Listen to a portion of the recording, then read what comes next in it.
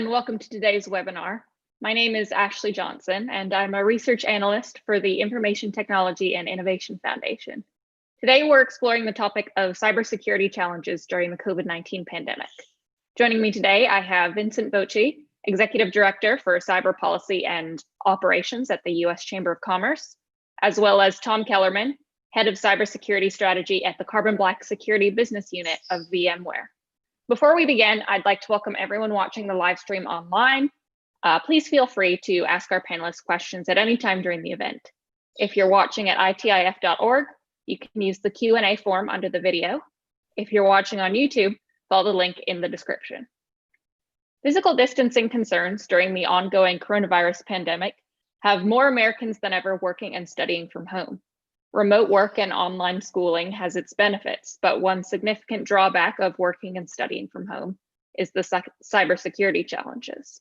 Phishing attacks have increased. Many workers are using their own personal devices, which may be less secure than their work computers. Combined with an increase in fear and anxiety surrounding the pandemic, businesses, schools, governments, and the general public are now at greater risk. So Vince and Tom, I'd like to start with the basics of the issue. As more people shift to working and learning online, what new or growing cybersecurity threats do organizations and individuals face? And what tools and strategies should they use to address these threats? And I'll start with you, Vince. Well, good morning, Ashley, and good morning, everyone. It's a pleasure to be joining you this morning together with Tom. I'm looking forward to a dynamic and engaging audience and discussion. I think, from the Chamber's perspective, we've watched not only, businesses and associations in Washington, D.C. shift operations into remote and virtual environments, but the pace and speed of work has not reduced in any way, whether that is in D.C. or around the country. In fact, we, instead of saying return to work, it's return to office. And I think that dynamic is playing out in businesses across the country from what we hear. So for organizations, we're looking at, some of the issues that you had mentioned, and CISA has done a great job in posting to their website some terrific telework guidance. So CISA.gov/telework, I think, is the URL for that.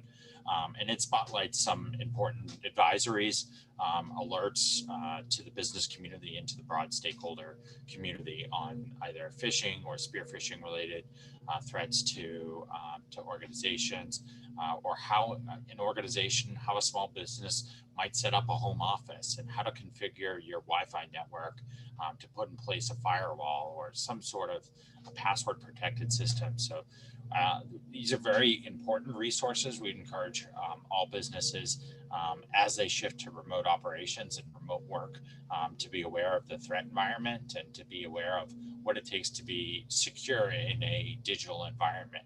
And especially not only in your email systems, but also in your telework and video conferencing and the systems that you use to communicate with your customers, your clients, and your business partners. So I'll stop there. And Tom, over to you. Sure. It's we're living in dark times. Cyberspace of the U.S. has always been our Achilles heel, and our nation state adversaries are taking advantage of that. We're seeing dramatic spikes of attacks coming out of China and Russia. At VMware, we've seen a 238% increase of cyber attacks during this COVID crisis. And in tandem with the news cycle, you see spikes of massive slews of attacks against industry segments when things are reported like the first American death, or the first stage of 10,000 deaths, or massive hospitalizations in one state. And our adversaries appreciate a couple of things here. Number one, we've never seen such a vast transfer of wealth into the American society as we have over the past 2 months with the stimulus packages. Number two, as was referenced, everyone's working from home, and everyone is over-reliant on the security of VPN tunnels to protect themselves. And many organizations were never set up properly to defend their workers outside of the enclave of the corporate environment, which frankly is much more secure. And this is compounded by the reality that also non-state actor groups and nation-state actor groups truly appreciate the vulnerability of America in this construct and in this context. And if there ever was a time to act out in cyberspace as a form of soft power, they're doing it, and they're doing it now. Yeah, and for a variety of different reasons as well, right? You noted some good financial reasons. There's certainly, certainly social influencing campaigns that are underway, but some of these APT actors that you mentioned are still conducting cyber-enabled malicious activity to steal economic or trade secrets. In particular, a variety of government agencies, whether they're from our own U.S. Either state or NSA or CISA, to the UK's National Cybersecurity Center or the Czech Cyber Agency, or others around the globe have spotlighted threats to the healthcare sector, and particularly the research community, as governments scramble and look for either treatment solutions or vaccines to be first to market. So that's the threat landscape is diverse for business. And that's a very good point. The financial sector is being heavily targeted as well. We're seeing a dramatic uptick of attacks there, especially against fintech. We have to appreciate that there are nation states that offset economic sanctions through attacks against the financial sector. But most importantly, the game has changed. Worst case scenario has changed. We're seeing a transition from burglary to home invasion. What I mean by that is hackers are more than likely to commandeer the teleworker and then enter the corporate environment through the VPN tunnel of the teleworker, and then not just steal from the corporation or government agency whom the teleworker works for, but then use the digital transformation efforts of that entity to attack their constituency through island hopping. And no, not the old school island hopping. They actually commandeer brand name corporations and or government agency systems and then use those to attack people who implicitly trust those things. And so we really need to look inwards in how we protect things differently, and also be well aware that a worst case scenario has changed, and this should change how we manage that risk.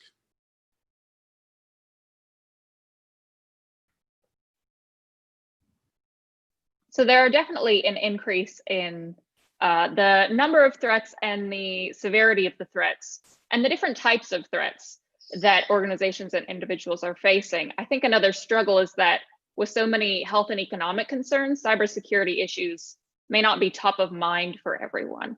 So how can we continue to address businesses and individual cybersecurity needs, particularly small and medium-sized businesses that might be struggling and have their priorities sort of in other areas?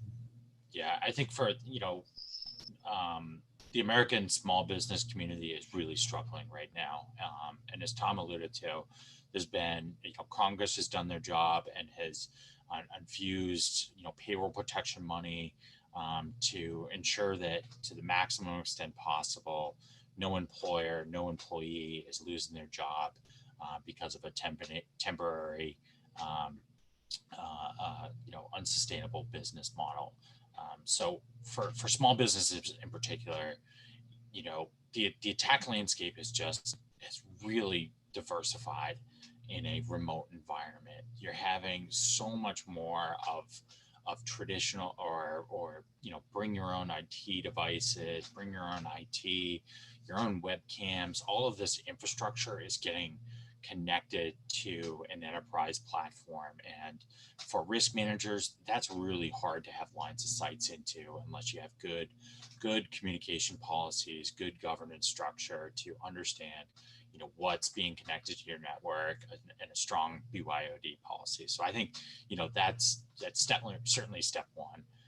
Step two, as we look towards the next round of congressional action, I think funding state and local IT modernization projects are really, really important and really interesting, because this is certainly where we've seen organizations succeed or fail on the backs of of IT investments that they've made over the past year to 5 years. Without a cloud storage or some sort of remote infrastructure, it is really hard, and it's been really difficult for organizations to shift it in full functionality into remote environments. So I think those would be my top two things.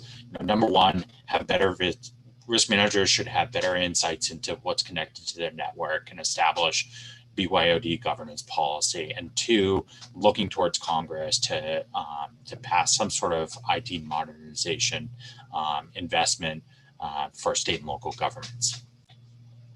So I would recommend that as a small business owner that you are truly on your own, frankly, as when it comes to protecting yourself and protecting your environment from being commandeered to attack your largest customers and partners. You're going to become more reliant on encryption and on cloud capabilities and on applications and APIs that integrate with the various communities, but you need to be more wary. And in that sense, not all clouds are equal. Not all clouds being provided or storage capabilities are equal. Don't just think because something is encrypted that it is secure. Those things do not equate in today's world because a hacker can always steal the key to encrypt something. Remember that you should practice digital distancing, that if you have a router in your business or your home, that one of the router networks should be dedicated truly and solely for business operations, and the other network be used for smart devices and your family devices.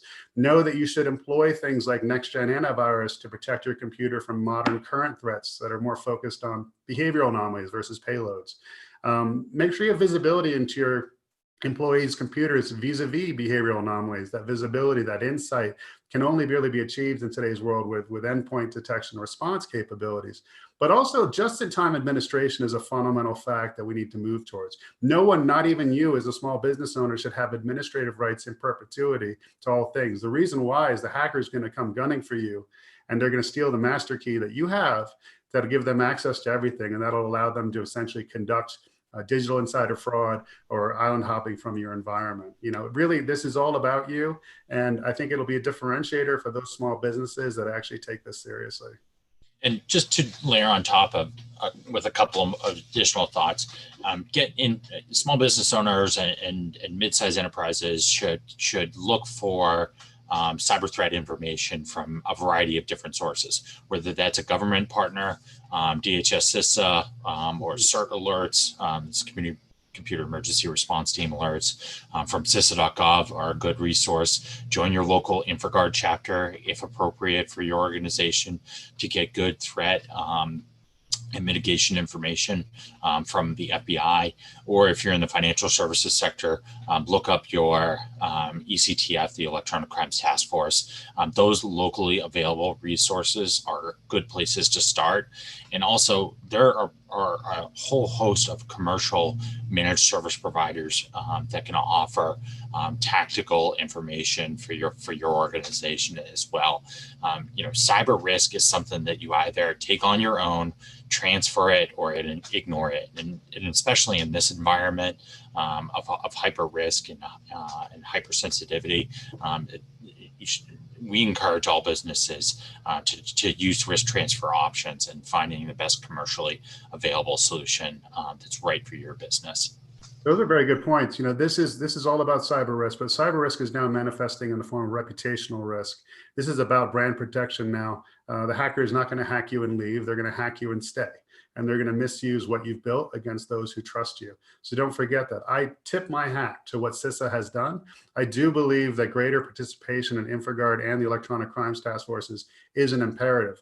But whether it's not you can act on the threat intelligence that's being shared there, but the best practices and the community of folks that are willing to help each other for free to deal with situations that are beyond them. So related, sort of going in a different direction to the small businesses who are especially at risk.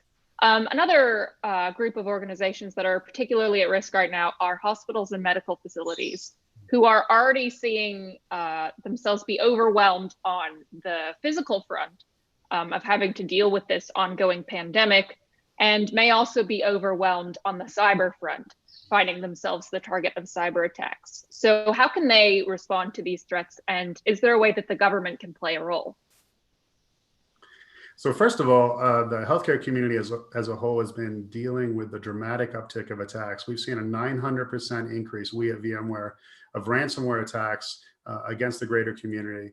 You have to appreciate that most hospitals are running VDI, and what that means is basically they have these cloned or cloud experiences going on to facilitate the provision of medicine.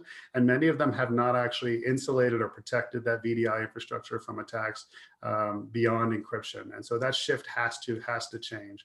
Application control across critical applications in hospitals must be initiated and must be widespread. Also, the just-in-time administration point that I said to you, administrative access should be limited to points in time, to specific purposes. That way, just in case a hacker commandeers that administrative personnel's computer, they don't have access to everything. Yeah, and just a couple of points to layer on top of that. In Sunday's New York Times, there was an ad posted by the global organization, non-governmental organization, the CyberPeace Institute, which underscored some of the important work that the UN and their group of governmental experts in the open-ended working group are considering additional norms on attacks on things like the healthcare sector, or the election infrastructure, or the public core of the internet. And I think those are really important conversations to have both within government, but also in a broader stakeholder community as well. Establishing a truly normative behavior on what's acceptable use of cyber in a global digital environment. It's something that is worth engaging in to drive down risk in critical infrastructure sectors. So that'd be point one. Point two, building off what Tom was saying, we look at the healthcare sector in particular as being vulnerable for years, whether that is the Anthem data breach or the WannaCry ransomware incidents. The healthcare industry has been vulnerable, but in particular, hospitals, insurers, and the research community for a variety of different reasons. So I think one other thing that the healthcare system should look at is the connectingness of their medical technology, whether that's imaging machines. Of course, we've talked a lot about medical devices over the years, but there's vulnerabilities across the supply chain. So we've encouraged our members to do is to deepen the relationships between the providers of medical technology, to ensure that security standards controls are built in, and that the responsibility for those controls is maintained clearly with one party or third party or some other managed service provider. And that's a really important point as well.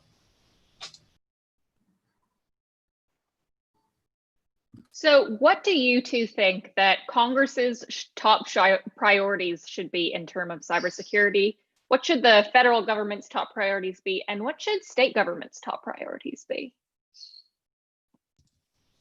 Well, happy to kick off because I mentioned a couple. So at the top of or earlier in the program, we certainly are going to be encouraging Congress to pass as part of a COVID-19 some sort of IT modernization or for state and local governments, to ensure that they have robust systems to be able to defend, but also continue essential operations. So that's number one. Number two, I think we're looking at how public and private stakeholders, including Congress, can work to advance some of the recommendations out of the the U.S. Cyberspace Solarium Commission. And those advance the idea of defending forward, collective defense, bringing together broad cross sections of industry and government to drive down systemic risk to critical infrastructure. So those are, I think, 2 or 3 different priorities that we would encourage Congress to look at. And I would recommend that individuals or businesses who invest in cybersecurity technology receive a tax credit. I would recommend modernizing forfeiture and anti-money laundering laws to deal with alternative payment systems and digital currencies that are part and party to cybercrime conspiracies or espionage conspiracies, and using those forfeited assets to fund critical infrastructure protection. I would recommend empowering CISA to do proactive hunt exercises when allowed and where allowed, to provide attack mapping and game day film on what should be done. And I highly recommend empowering organizations that have been on a skeleton crew for a long time now, like the Secret Service and their work that they do for financial crime investigations that go beyond just the financial sector, but into the retail sector as a whole. And on a related note, do you guys see an opportunity for international cooperation on coronavirus-related cybersecurity threats? And how do you think the US should move forward in that regard? Well, I think the United States, in particular, the collaboration and coordination between CISA and the UK's National Cybersecurity Center has been a notable example of international cooperation on sharing some really tactical and strategic cyber threat information with broad communities, and offering some joint risk mitigation strategies as well. I think the Czech government has been notable as well in their alerts to the broad healthcare sector, sharing their experiences in responding to and recovering from attacks on hospitals within their own country. I think that the broad, coalition that has been organized and introduced that cyber norm into the open-ended working group. Australia was a part of that. And I think there were a handful of European governments that had layered on top as well. So there is good international collaboration and coordination on this. I think the business community is looking for increased efforts as well. So I believe that we should reinstate the position of Assistant Secretary for Cyber within the State Department. I think that all US embassies overseas should have cyber crime attaches. I think that we could help countries in forfeiting the illicit proceeds of alternative payment channels used in conspiracies against US citizens and help them fund their own critical infrastructure efforts. I do also recognize and appreciate the stark reality that there is an axis of evil in cyberspace that are coordinating and working together and collaborating to destabilize the West, and that some countries view their best cyber criminals as national assets that act out as cyber militias when called upon. And these are just fundamental realities of what we deal with today. Cyberspace as a whole has become more punitive. The adversaries become more organized. And let's not forget, the dark web economy of scale is in excess of $1 trillion. People can debate that number, but the total addressable market of cybersecurity is only 200 billion. Yeah, I think those are all excellent points. Echo the recommendation on increasing the number of ALATs and legal attaches that are attached to FBI posts internationally. I think embedding folks into national cybersecurity centers, whether that's U.S. industry representatives, the UK's NCSC, the Netherlands have, and Singapore as well have robust information sharing organizations that, an organization like the FSISAC, the Financial Services Information Sharing and Analysis Center, have embeds in Singapore and in London as well. So I think those are good public and private efforts to increase the international collaboration. Tom, something you've mentioned repeatedly and that I think is very interesting is these state-sponsored hacking groups, this axis of evil you mentioned, working to destabilize the West via cyber means. What risk do you see these state-sponsored hacking groups currently posing under the context of the pandemic, sort of compared to previously, and how you think it will evolve in the future? I would say the three major players have taken the gloves off. I have 22 years of being operational in cybersecurity. I've never seen such a dramatic increase of attacks, nor the elegance, I would say, of the kill chains that are being used now. The combination of attack methodologies, the nature in which they maintain persistence, what they choose to do with infrastructure, how we're seeing destructive attacks dramatically increase as a point of counter-incident response. So for example, the defender community is reacting to a criminal event in their organization, and they're trying to respond to that event. The adversary now starts not only deleting logs, but they'll drop a wiper in the system or a piece of ransomware in the system, not Petya style, that will cripple the system so that they punish the person trying to get them out of the system. No longer, gone are the days where the hackers realize that you're onto them and then they obfuscate themselves and leave the network. they're staying, they're becoming more punitive. And that's why in the VMware research, we've noted that 1 out of 4 investigations, you actually see a destructive attack. And the destructive attack came after the burglary, the theft, the espionage.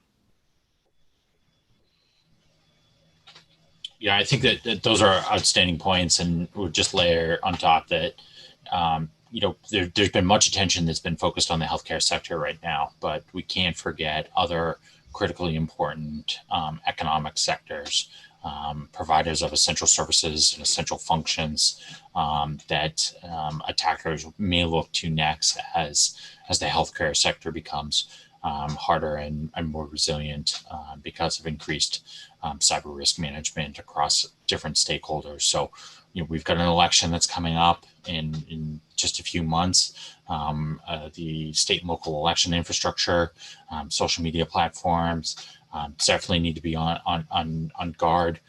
Sharing with CISA, other government agencies, leveraging commercially available solutions, but definitely, starting to get ready for what will be a very active cyber campaign season of its own, but also, the broader business community as well. We look at the lifeline sectors. The comm sector certainly has been resilient in supporting a remote workforce, but also look towards energy and critical manufacturing as the segments of the economy start to come online. Look for malicious cyber actors to take advantage of changing IT conditions. Great, excellent points. And continuing this looking to the future, how did the two of you see the pandemic changing security strategies and priorities over the long term? And how can organizations use this as an opportunity to increase their future resilience? Tom, you want to take that first? There'll be a rush for digital transformation. There'll be a rush to increase telework. There'll be a rush to migrate to cloud environments. But I would say when you do so, ask your chief information security officer, ask your director of security for their advice. Lean in on them before you lean in on your head of IT, because they will have a better approach to sustainable migration to that digital transformation. And that's to a point that I didn't mention before, per congressional action. It is beyond me that we have yet to just modernize regulation to have chief information security officers report to the directors of the agencies themselves whom they work in. So a couple of thoughts. How has COVID changed? From my own organization standpoint, we didn't use Zoom, before the pandemic started. We didn't use virtual meeting environments. So, number one, look towards those platforms and adopting them as your next alternative to conference call systems securely, and establish good governance and good protocols to keep sensitive meetings secure. Whether that's establishing waiting rooms or passcodes, publishing conference information shortly before. NIST has got a great roadmap for secure conference calls and convenings that's out there. And just to echo what Tom said, don't just rush to adopt the newest technology, but look at the security architecture that is built in, and have a close partnership between the IT department, the CIO, and the CISO to ensure that those decisions. I think, also from our organization's perspective, there was certainly a rush to move everything into the cloud. Not all clouds are created equally. So look for brands that are established in secure cloud environments, and look at the controls and the international standards that they are either self-certifying to or having a third party certify to ensure that there's reasonable security in those environments as you move to the cloud environment. Without a cloud environment for the chamber, we would have had a really challenging operation as we shifted into remote environments. And also, in terms of IT investments, we went from everyone having a desktop to everyone having a tablet or a laptop, or webcams or some other kind of remote infrastructure that could that could support our workforce. So ensuring that the IT department or your CISO, your information security team, has a hand in those IT investments is really important. We can't forget the basics about cyber. And certainly, as we talked about earlier, using multi-factor authentication, connecting securely to the internet, using VPNs that are updated and have a coordinated vulnerability disclosure program is really important as well. And I would just state in final context here, this is about sustainable digital transformation into an environment that is hostile. I mean, look, FBI's #1 criminal priority is cybercrime, yet prosecution rates are less than 3%. So coming back to another element that has sort of comes up in a lot of these discussions surrounding the coronavirus and cybersecurity. One of the basics of cybersecurity is the weakness inherent in the human element. The fact that you have humans using your systems and they'll make mistakes even if your systems are as close to perfect as you can get. And as that relates to the coronavirus, we have this ongoing pandemic and this economic downturn that have increased fear and anxiety, and in many cases have led people to make more short-sighted decisions, which can exacerbate cybersecurity threats. Have the two of you seen this, and how can we address this human element in the cybersecurity coronavirus era? It's gotten worse, and social engineering tactics have gotten better. And it's not just spear phishing, but watering hole attacks where websites and mobile apps are commandeered that are being used to attack folks. And then you have that phenomenon of island hopping where they're using trusted brands and infrastructures to attack you. Look, there's a few ways out of the woods there. There's a few ways you can automate this process, limit the damage someone can do. Things like application control, when the application senses a behavioral anomaly on the part of the normal user that's trying to do something it doesn't normally do, it just suppresses that activity is one way. Just-in-time administration limits the access that individual or damage that individual could do and limits it to just that one task or one function. And then you really have to increase visibility into those systems, those endpoints, those laptops and tablets that were referenced previously that are being deployed willy-nilly. You need to use things like EDR, which are like metaphorically surveillance cameras with motion sensors that when they see something that shouldn't be there, it allows you to immediately stop that activity. But besides educational campaigns, folks just need to go back to credible sources of information. I mean, we were all taught this in college. There need to be credible sources of information. You need to go there and don't just click on information and links that are being sent to you, but seek it out. Yeah, I think those are excellent points. Certainly, I think we could talk ad nauseum about phishing and spear phishing, but some of the other basics as well for organizations to deploy multi-factor authentication, not just secure access, but as we're more reliant on email systems nowadays, swapping invoices, looking, approaching requests for wire transfers with suspicion rather than trust immediately is a good business practice. Secret Service and the FBI have been all over business email compromise for a couple of years, but in a remote environment where you might not have established a two-factor controls on processing money transfers, wire transfers, invoice payments. That's a really critical control to deploy within an organization. Excellent. And one more question regarding the future of cybersecurity. We currently have high unemployment numbers as a result of many businesses having to furlough their workers because of social distancing and physical distancing and stay-at-home regulations. But at the same time, within tech and cybersecurity specifically, there's this workforce shortage that has been a problem for many years and seems that it will continue to be a problem in the future. How can we close this gap to make sure that we have the robust cybersecurity workforce in America to combat these general threats and specifically what Tom mentioned, the international threats in the cybersecurity space?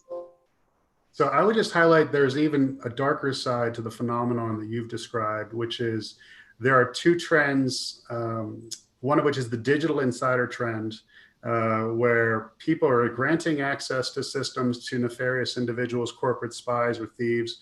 Or you have forums in the dark web, as identified by VMware Carbon Black, called access mining forums, where hackers will profile a system and say, this is the Chamber of Commerce, forgive me, and this person's very significant there. And do you want to backdoor into their computer for 2 days? That'll be $5,000.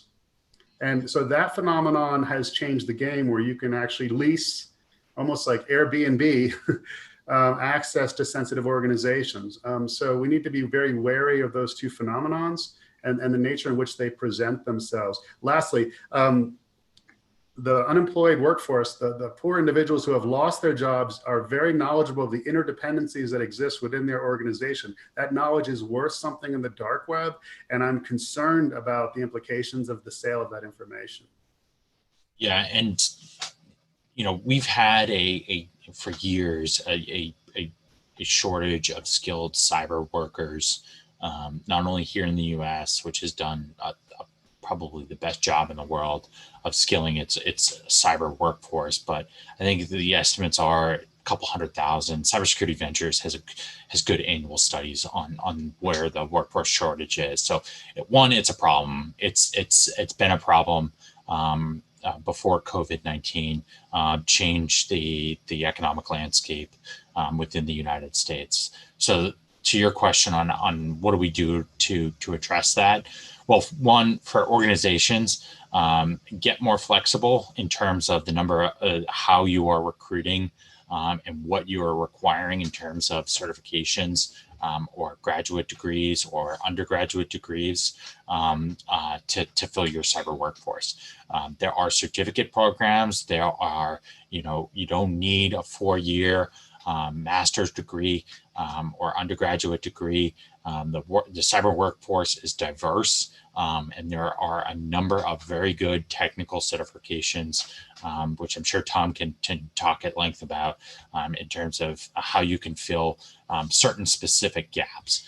For policymakers, I like to orient folks towards a couple of geographies that have done cyber workforce well.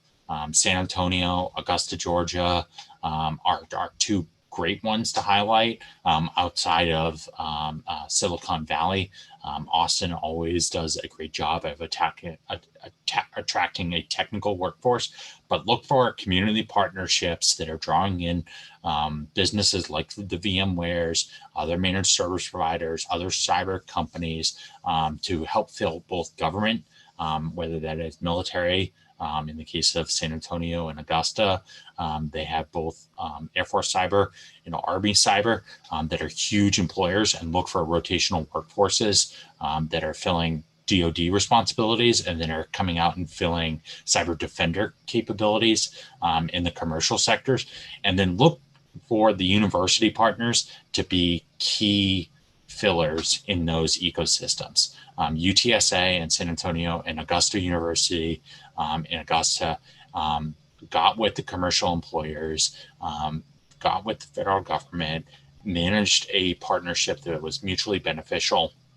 And in the case of Augusta, they got $100 million from the state to build a cyber range, something that is critical for an organization like Southern Power Company that is looking to, tabletop an incident, either at the governance level or C-suite level, or sandbox some other kind of threat in a closed environment. So I think those are a couple of thoughts on the cyber workforce.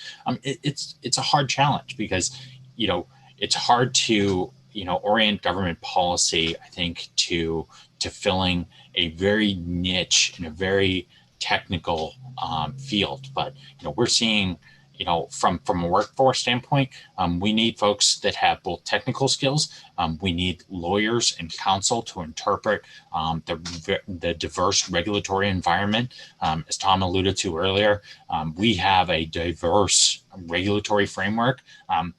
simplest one, look at 52 state data breach laws, or look at sector-specific regulations like New York DFS and how that might apply to a financial institution that's got $1 million in cash exchange or trading that might be subject to DFS, even though they're not headquartered in New York. So, councils play an important role, but also, HR has an important role to play in IT now to manage the insider threats. So that's a couple of thoughts on workforce from where we sit. And here at VMware Carbon Black, we do train people in cyber threat hunting. We do train people on leveraging, application control. Some of these programs are free. You can visit our website. Some of these are not. But I think there are growth areas in cybersecurity that necessitate greater participation from the workforce. One is cyber threat hunting, and it's fun.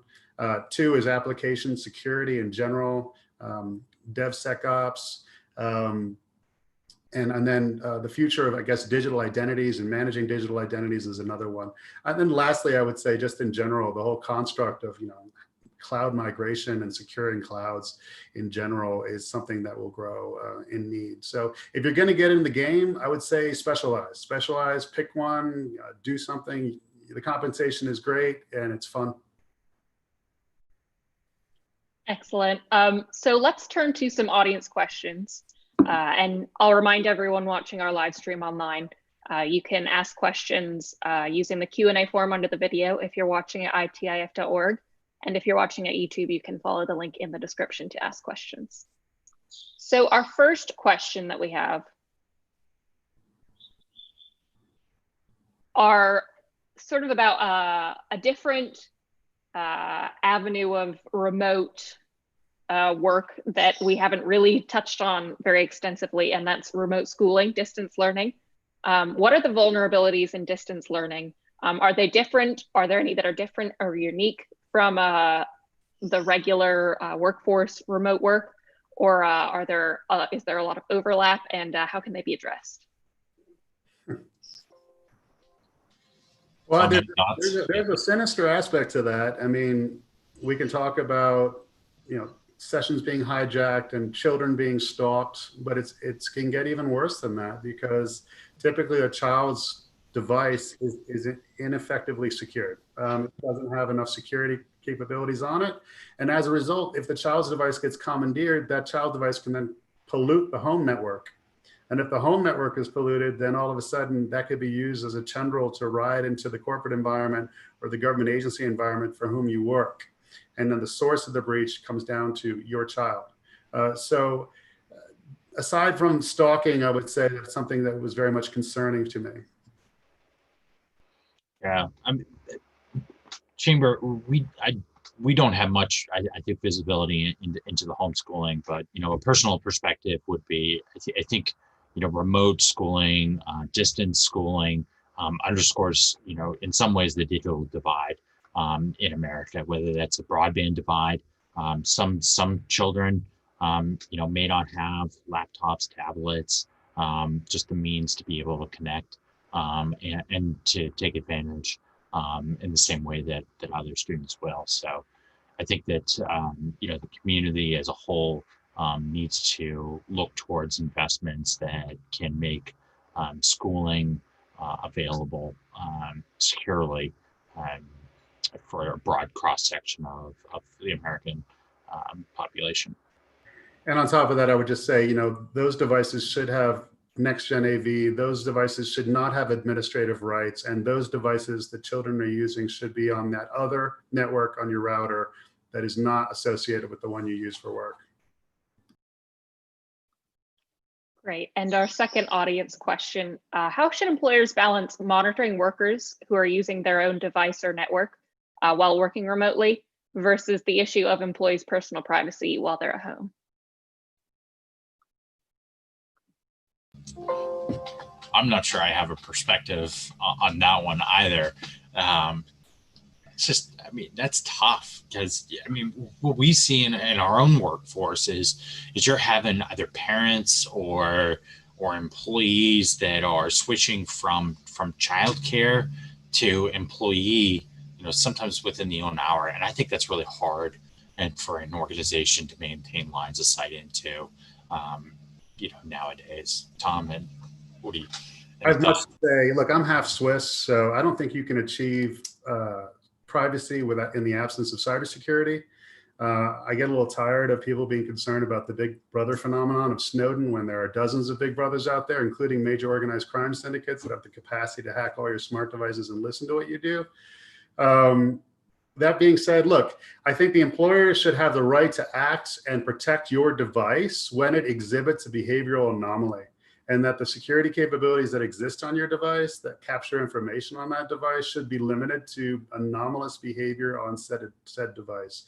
People should not be using a device for personal activities per se, but if they're forced to, I recommend using a mobile device manager that can actually create separate roles and profiles on that device. And your employer's perspective is just going to protect that device from malware as well as behavioral anomalies that are exhibited. So it's like having a guard dog, a trained guard dog. The dog's not going to react to guests in your home unless it senses a threat to you or unless you direct it to deal with said threat.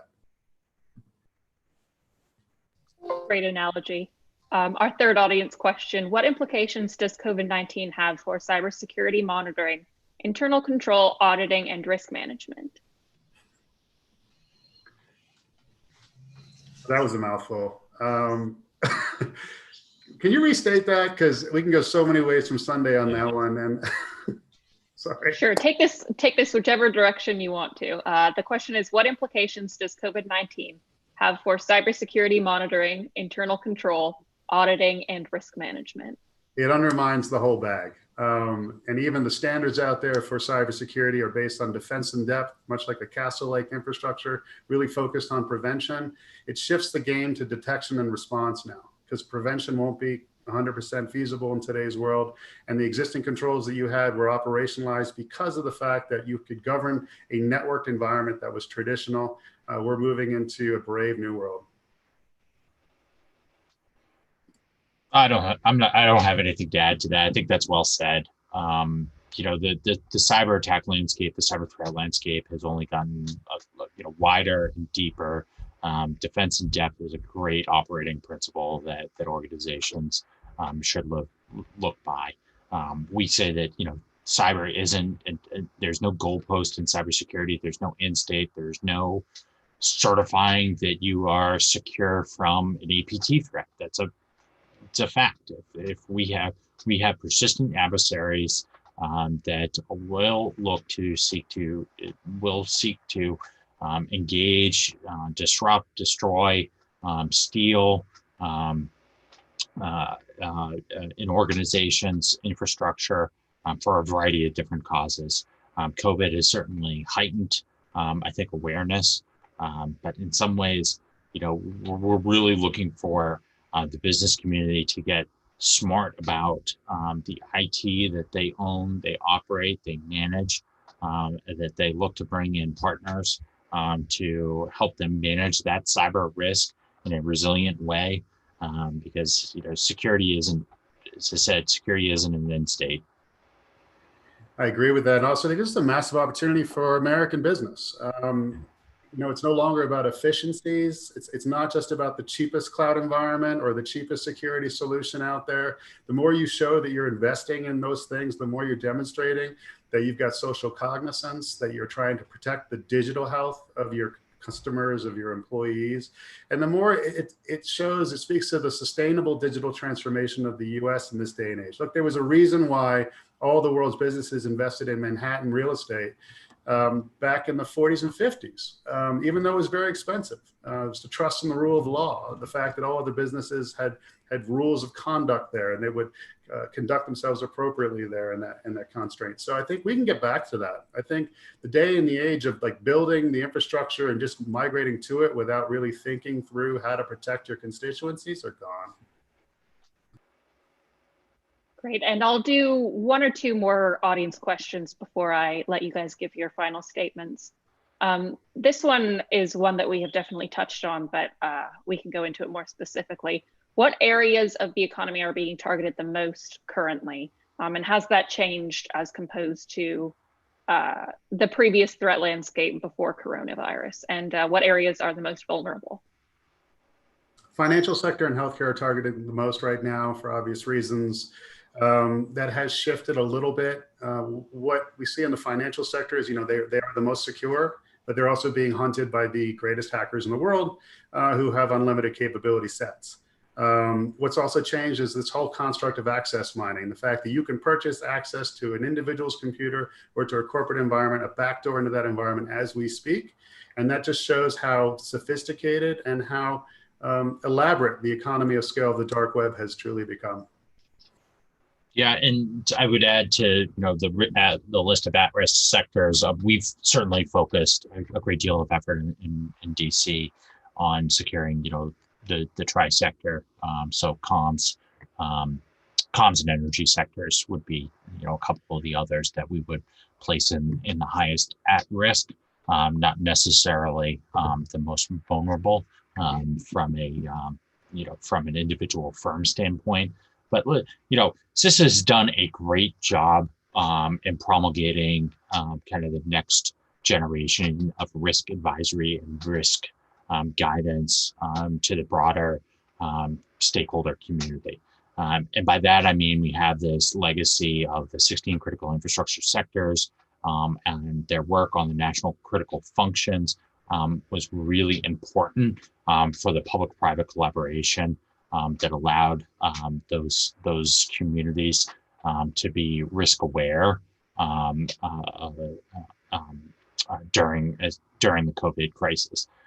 Add to some of the other at-risk sectors. I'd certainly put the state and local governments in that bucket of at-risk stakeholders, and certainly by extension the election infrastructure as well, just by virtue of the time that we live in. And our final question that we'll take before I let you give your final thoughts. This is something that we have definitely touched on, so feel free to reiterate or just give some quick thoughts. What does the evidence say about what makes certain individuals more susceptible to phishing, and what sorts of training can improve decision making? Tom, do you have any visibility on what makes an individual more at risk, or what kind of traits and might? I mean, if it was Washington Capitals tickets, like I'm going to click on that. So, and you're on mute. Loneliness, disillusionment, disenfranchisement, a recent traumatic event, sure. But in the end of days, you have to limit the capacity of the individual to do harm. It's on you as a business owner to inhibit. Yes, they should be trained. They shouldn't be clicking on links. They should be cutting and pasting links into a browser. Not all browsers are equal. Mozilla is much more secure than the other mainstream browsers out there because of the nature of what Mozilla is. Look, you just need to limit their capacity to do damage if they do fall for something, because phishing campaigns are becoming more elegant. And in today's world, many of us are receiving smishing campaigns. So we've all received a text recently that your Netflix account is out of date, or you're not going to resubscribe, or Amazon's out of date, or if someone's got your Facebook information, they can prove it to you, click on that. We need to be very cognizant of how we secure our mobile devices as well. Yeah, I think certainly as we transitioned from an in-office workforce to a remote workforce across the country, there was certainly a rush in the weeks and months, from middle of March and April to deal with the situation at hand, and whether that was in the physical domain of, do I have the right infrastructure to support my operation, but we need to go back to the basics. An organization should take a close look at how they're training their employees, conducting virtual trainings, reminding folks what good and bad behavior is, reminding them to work with their, if it's their information security department or their IT department, whoever manages cyber risk in their organization should be conducting or reconducting training for their employees,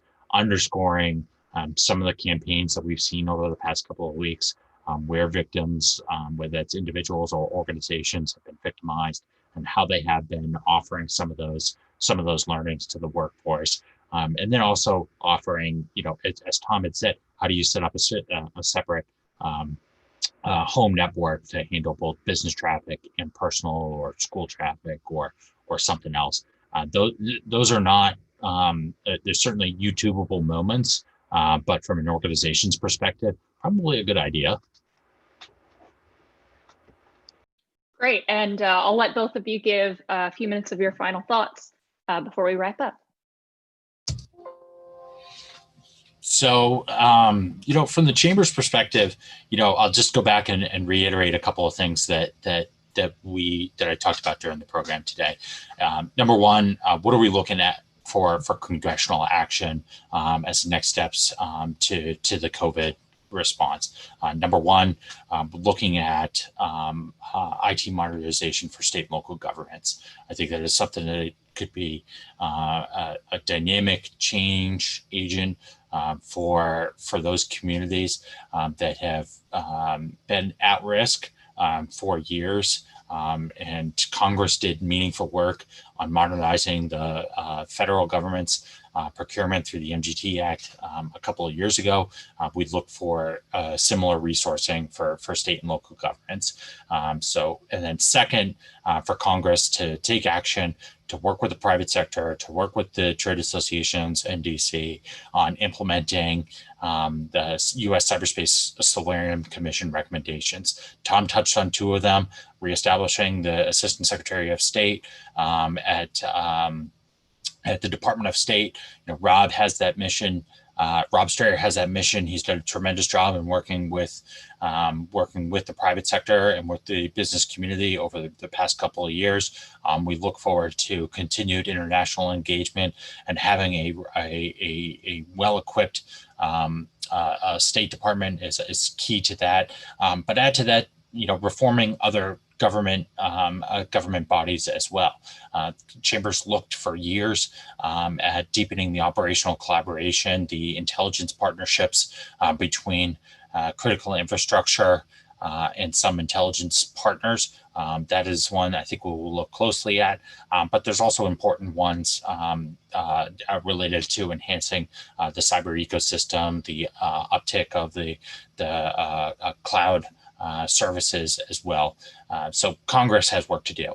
The American business community has work to do as well, as it's modernizing not only its cyber workforce, but its own IT systems. It has a responsibility to do that in a secure way as well. So we'll look to bring public and private stakeholders again to lean on either CISA guidance and NIST publications to ensure that this is done securely in a risk managed way. Thank you. I echo many of those points. CISA needs to be heard, and they need to be empowered, as does Secret Service and as do the efforts of InfraGard. As an individual level or business owner perspective, you need to focus on application security. You need to focus on your endpoint security. You need to realize that your worst case scenario is no longer just a question of whether you're going to get burglarized, but whether you deal with that home invasion that I mentioned previously. At an educational perspective, I think it's high time that we empower the greater community to act. Sustainable digital transformation will be based upon an investment in cybersecurity. And please, Congress, why not provide the next stimulus package a tax credit for cybersecurity investments? Great. Thank you both so much for joining me. This discussion was even more diverse and sort of broader than I thought it would be. So I'm glad that we were able to have both of your perspectives on this issue. Thank you to our audience watching this live. And just a quick reminder, if any of you want to know more about technology issues and tech policy, you can subscribe and listen to ITIF's new Innovation Files podcast, which you can find on all major podcast platforms and on our website. So thank you again both for joining me, and we'll end our live stream here.